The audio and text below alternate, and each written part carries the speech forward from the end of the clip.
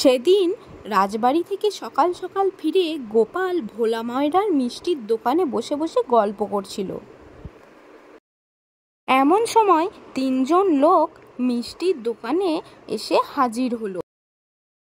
এদিকে ভোলা ময়রা তখন তাদের পরিচয় নেওয়ার জন্য তাদের বাসস্থান কোথায় জিজ্ঞাসা করতে প্রথম ব্যক্তি বলে উঠল এঁড়েদা, দ্বিতীয় ব্যক্তি বলে উঠল আগরপাড়া, আর তৃতীয় ব্যক্তি বলল খড়দা।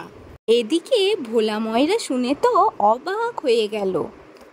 গোপাল তাকে বলল, ঘাবড়িও না বন্ধু, মাঝে আগর আছে, তা না হলে এঁড়ে এসে সব খড় খেয়ে ফেলতো।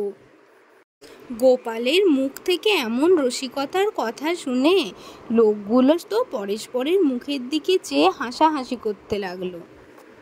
তো হ্যালো বন্ধুরা, কেমন লাগলো আজকের এই গল্পটি যদি ভালো লেগে থাকে একটা লাইক করে দেবে, আর চ্যানেলটিকে সাবস্ক্রাইব করতে একদম ভুলো না। আবার আসছি একটা মজাদার ভিডিও নিয়ে।